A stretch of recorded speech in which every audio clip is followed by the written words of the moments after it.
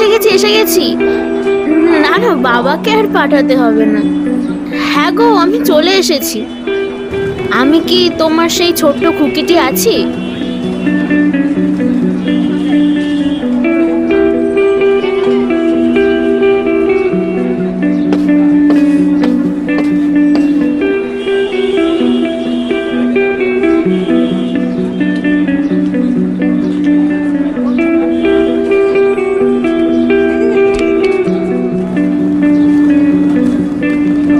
Uncle uncle uncle,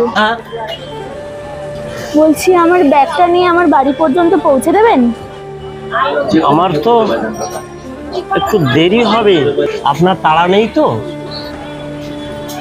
আসলে আমার একটু বয়স হয়ে গেছে তো, এখন আর কেউ আমাকে কাজ দিতে চায় না। না না, আমার কোনো সমস্যা নেই, আপনি চলুন।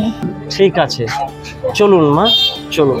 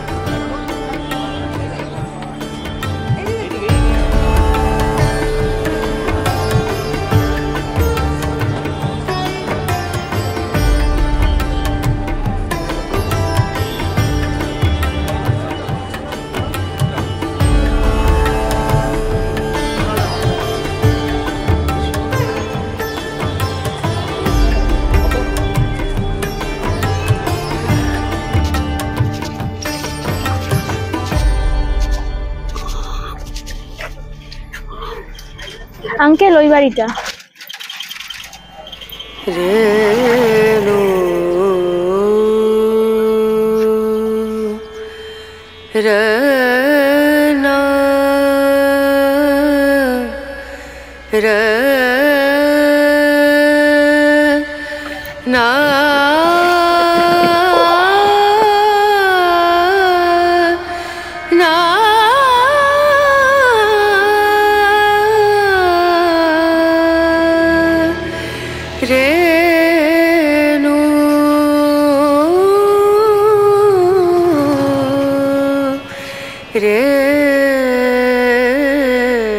কাকে খুঁজছেন? না, কাউকে না।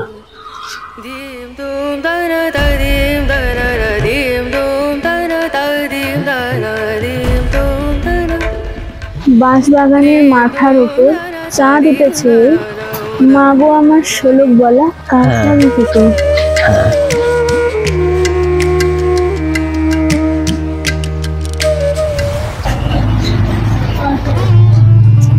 কোথায় কোথায় আমার মধুমা, কোথায়?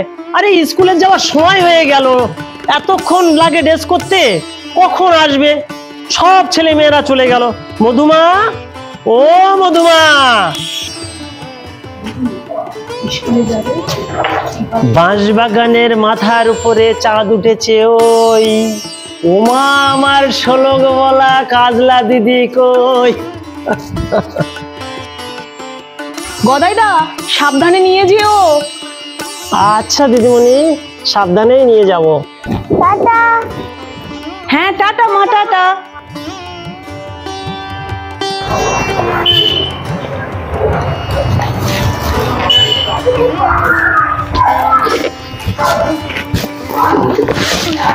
Uncle tata. Tata tata.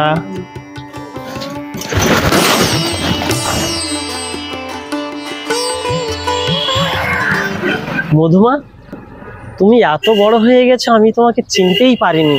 তোমাদের এই মধু, তোমাদের আশীর্বাদেই এত বড় হয়ে গেছে। বড় হও মা, বড় হও। আমি আশা করি তুমি আরো বড় হও। কত বয়স হয়ে গেছে তোমার, হাতের চামড়া কুঁচকে গেছে। তা গেছে বই। চলো বাড়ির ভেতরে চলো। না না মা, আমি যাব না। কিন্তু কেন? চলো আমার সাথে। যাচ্ছি মা। তুমি একটু দাঁড়াও, আমি ব্যাগটা নিয়ে আসি মা, আমি নিয়ে আসি ব্যাগটা।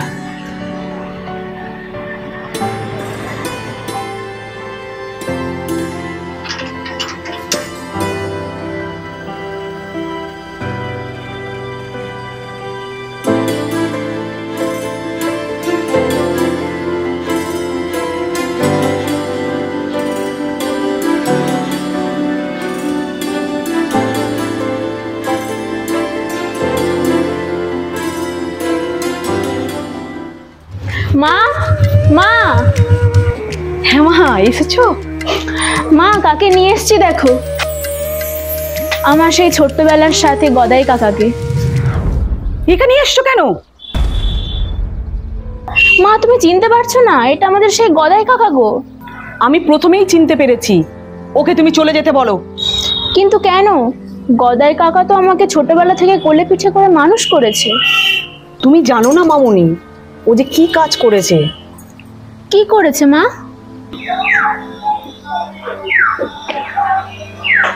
মা, যেদিন তুমি বিদেশে চলে যাও সেদিন আমি ঘর পরিষ্কার করতে গিয়ে দেখি আমার মধুমার জন্মদিনে যে সোনার চেনটা সেটা আর ঘরেতে নেই। তুমি ভুল বলছো মা। না মামুনি, বিশ্বাসঘাতক লোককে বাড়িতে জায়গা দেওয়াই উচিত নয়। তুমি বোঝার চেষ্টা করো মা, ওই হারটা আমার কাছে। তোমাদের থেকে বিদেশ চলে যাওয়ার সময় স্মৃতি হিসাবে রেখে দিয়েছিলাম। তোমার একবার আমাকে জানানো উচিত ছিল। মা, তুমি বিদেশ বিভুঁয়ে আছো, আমরা তোমাকে জানিয়ে বিচলিত করতে চাইনি। মা, তুমি মস্ত বড় ভুল করেছো। সব দিক থেকে বিচার বিবেচনা না করে কাউকে বিশ্বাসঘাতক বলে বাড়ি থেকে বিতাড়িত করা ঠিক হয়নি। গদাইদা, আমাকে ক্ষমা করে দিন, আমাকে ক্ষমা করে দিন গদাইদা, অন্যায় হয়ে গেছে আমার। ওসব ছাড়ো বৌদিমণি, আমার মধুমা কতদিন পরে বাড়ি এসেছে, ওকে ঘরে ডেকে নাও দেখিনি। মধুমা, চলো ঘরে চলো মামুনি। তুমি যাও মা, আমি গদাই কাকাকে নিয়ে যাচ্ছি। আচ্ছা এসো। আচ্ছা আঙ্কেল, তুমি এখনো কাজ করছো এই বয়সেও? সবই অদৃষ্ট মা, সবই তারই ইচ্ছা। আসলে তোমাদের বাড়ি থেকে চলে যাওয়ার পর মধুমা, আমার যে এছাড়া আর কোনো উপায় ছিল না, কিছু করার ছিল না মা। তোমার মনে পড়ে আঙ্কেল, যখন স্কুলের বাইরে সবার অভিভাবকরা দাঁড়িয়ে থাকতো আর আমার জন্য তুমি দাঁড়িয়ে থাকতে? তুমি তুমি তো আমার অভিভাবক ছিলে, তাই না? হ্যাঁ হ্যাঁ হ্যাঁ মধুমা, হ্যাঁ তুমি ঠিকই বলেছো মা, ঠিকই বলেছো। স্কুল জীবনটা তো তোমার হাত ধরেই পার করেছি। তাকে পাবি তাকে ছো, আমার জীবন যাকে পাবি তাকে ছো।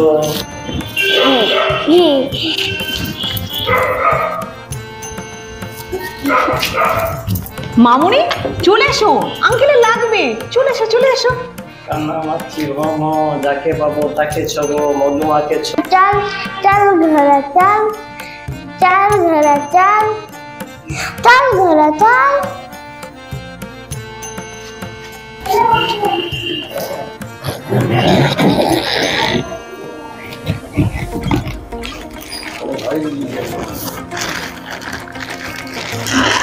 না, ওটা তোমার জন্য, এটা রাখো। এসবের আর দরকার ছিল কি মা? ছোটবেলা থেকে কত বায়না করেছি, কত আবদার করেছি, কত আচার কিনে খাইয়েছো আমায়। ওরকম করতে হয় মা, তুমি তো তখন ছোট ছিলে। থাক মা থাক। চলো আঙ্কেল, এবার ঘরে চলো তো। চলো মা চলো।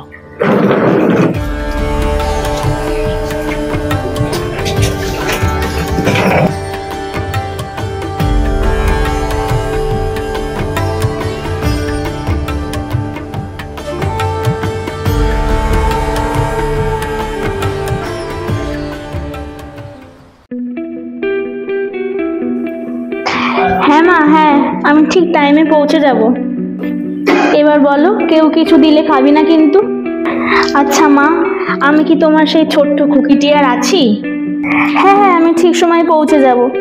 আর হোয়াটসঅ্যাপে তোমাকে একটা শাড়ির ছবি পাঠিয়েছিলাম, সেটা কেমন হয়েছে? আর বাবার জন্য একটা গিফট কিনেছি, বাট সেটা কিন্তু সারপ্রাইজ। জীবনে প্রথম চাকরির প্রথম উপার্জন। জীবনে কাউকে তো কিছু গিফট করিনি, তাই বাবার জন্য আনা স্পেশাল গিফটটা আঙ্কেলকেই দিলাম।